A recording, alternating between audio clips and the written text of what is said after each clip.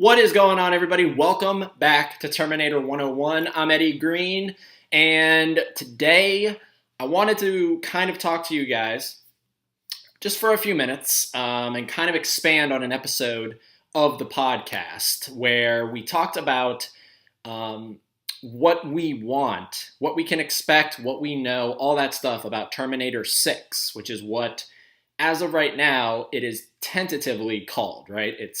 There is no official title for this new film, and so we're calling it Terminator 6. And I dedicated an episode to what we know, what we don't know, and what we want from Terminator 6. And so I wanted to elaborate on just a couple of those things, particularly what I, as a purist of the Terminator films, want in this next film. So let me just really quickly let you guys know, in case you're new to Terminator 101, if you haven't listened to the podcast, which I'll have linked down below, you can find it on iTunes and all that stuff, Spotify, Anchor, which is where I host it through. You can download the free app and you can call into the show. That's one reason why I suggest getting the app, is because it's a very cool, interactive way to be featured on the show. Having said all that, all the shameless plugging aside, Terminator 6, that's right. I am a purist. So by that, I mean, I acknowledge the franchise as a whole. I do. I 100% acknowledge it as the franchise that it is, right? 5 films, a television series, novel, all that stuff, video games, everything.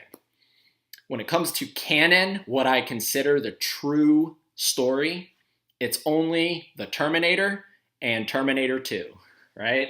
These two right here. So, I mean, it's safe to say that I am so excited for this next film because it is wiping the slate clean. It's pretending like Terminator 3, 4, 5, the Sarah Connor Chronicles, none of that existed. It's a direct sequel to Terminator 2. Very similar to what the newest Halloween film did. And that's one thing that I wanted to mention to you guys. There's a great article, and I'll have it linked down below as well if you haven't read it. It's from, I believe, The Hollywood Reporter. Off the top of my head, I believe that's who it's from. But it's a great article, and it talks about what the new Terminator film can learn from the success of the new Halloween film that came out this year. And regardless of what you thought about that film, I personally really enjoyed it. I thought it was the most solid sequel in the Halloween franchise that we've got.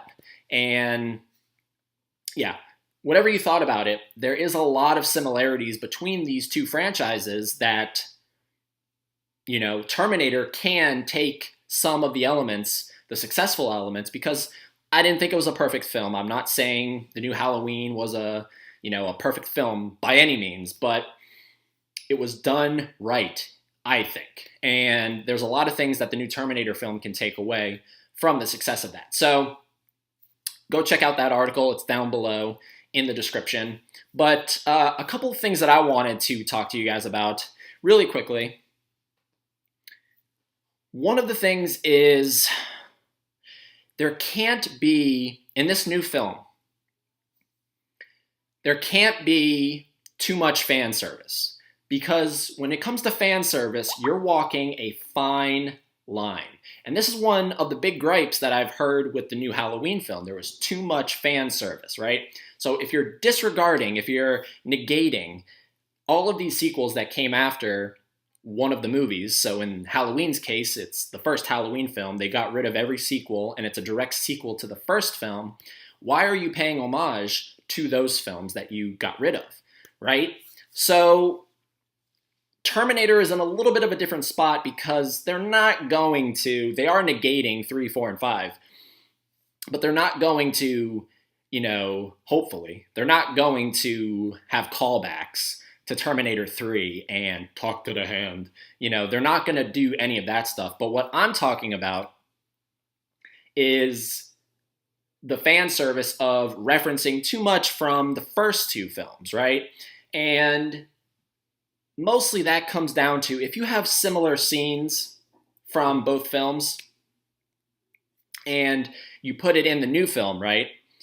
if you have a similar scene in the new film that kind of feels like it was taken from one of the other films, that's okay, right? If there's like a nightclub scene in the new film, however they might work that into it, I would be okay with that. I'm talking more about when it comes to like the dialogue and when it comes to the script. There was a tweet from Billy Ray, I believe. Yeah, it was Billy Ray, one of the co-writers on the new script.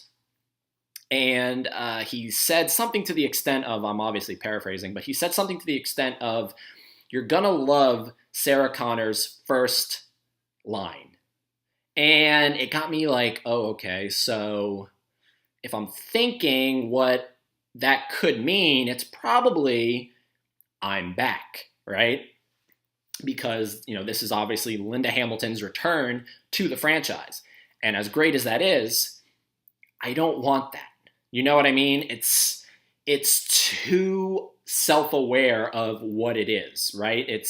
You're walking a fine line. You want to acknowledge, yes, Sarah Connor, Linda Hamilton is back, but you don't want to say, I'm back, I think. We're going to see, obviously, when the film comes out, but I'm just saying that from my point of view, from my experience, too much fan service is a bad thing. If you have a couple little things here, that's great. If, okay, she says I'm back, okay, whatever, I'll probably accept it. But just hearing it in my head, saying it out loud right now, Linda Hamilton using that line, I don't know. It doesn't work for me. And then, of course, we get to Arnold, right? I mean, and this is another thing I wanted to talk to you guys about. To successfully use Arnold in this film, because we don't really have it nailed down what the story is truly about. We don't know. All that we really know at this point is that it takes place after T2, and it basically, for the most part, as far as I understand, acknowledges that, time has passed. So if you're going to use Arnold, I believe the only true successful way you can use him is not as a Terminator, right? You cannot use him for a large part of the film as a Terminator because the guy is in his 70s, guys. It's sad, right? That is one of my biggest issues with Genesis. It was sad. It was sad to watch Arnold, this guy, sorry, I'm trying to figure out my directions here, that guy, it's sad to watch him malfunction, right? I don't want to see that in a Terminator film. I don't want to see an old Terminator. That's not what I want to see.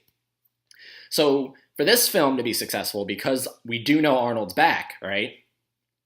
We know he's back, so he has to be used as a human character. He has to be the prototype for the T-800. He has to be, if anybody's familiar with that really dumb Terminator 3 deleted scene, the Sergeant William Candy, he has to be that guy.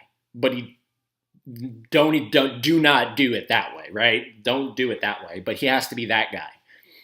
Because that's the only way it's going to be successful, If you guys follow me on any kind of social media, you guys know that I've been very expressive about just the way Arnold is appearing.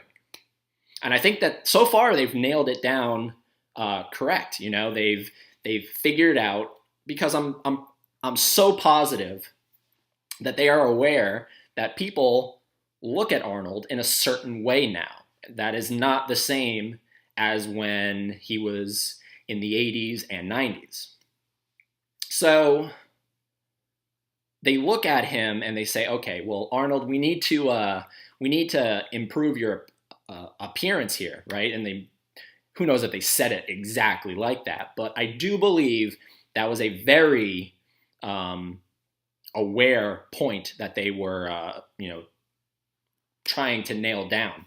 And I think they did it, right? They did the beard, they did the hair. He looks badass again, but he doesn't look like he doesn't look like the Terminator, guys. He does not look like the Terminator. So I do believe that for the next film to be successful, for Terminator 6 to be successful, if you're going to have Arnold in a large portion of that story, You need to have him as the human character. Just plain and simple, you have to.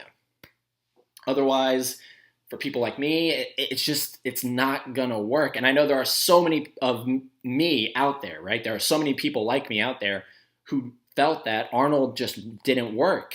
It was great to see him in Genesis. Yes, it was phenomenal. It was great to see him back, but he was not used right. So use him as the prototype. Use him as the human character.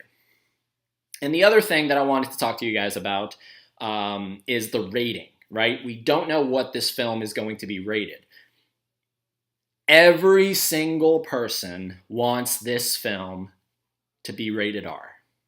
We want it to be rated R because if you're going to be a direct sequel to this thing, if you're going to be a direct sequel to that thing, you have to be rated R. We know that only one sequel in the franchise did that, and that was Terminator 3. That was a rated R action comedy. Salvation did not do that. They did it on the Blu-ray and DVD release, but that was whatever. The theatrical edition was PG-13 and Genesis was PG-13, and then obviously the Sarah Connor Chronicles was for television, so it might as well have been PG-13. You have to go back to rated R. You have to.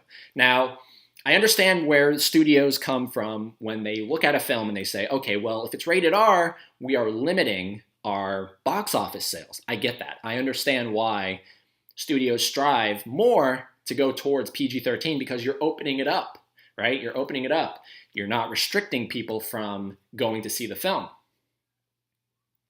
But if you step back and you put aside the business, which they have a very hard time doing, then you'll understand that this story is a rated R story.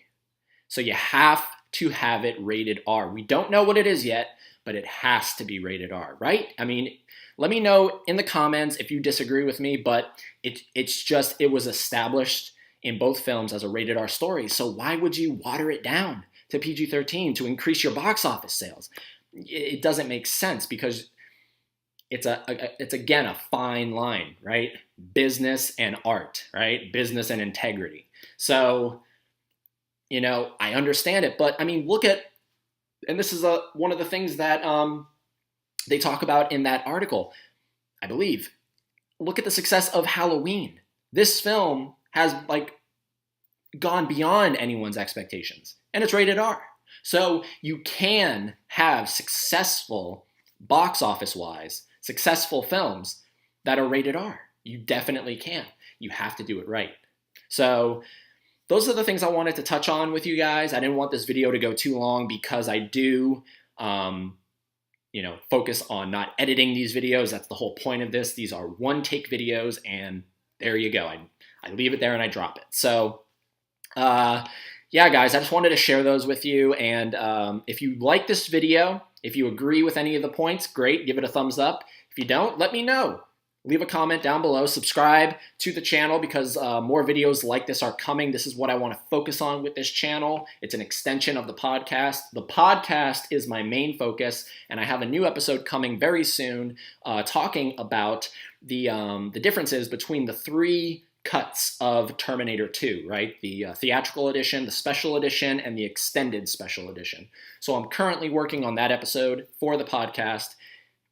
Check it out, guys, because, I mean, if you haven't listened to the podcast, you can. iTunes, Google Play Music, Spotify, all those, Pocket Casts, all those platforms, you can check it out. Anchor, I'll have all that info down below. Share this video, subscribe to the channel because I love talking Terminator, and I'd love to talk Terminator with you. And until I talk to you guys next time, got a Sprite here, but until I talk to you guys next time, keep on terminating.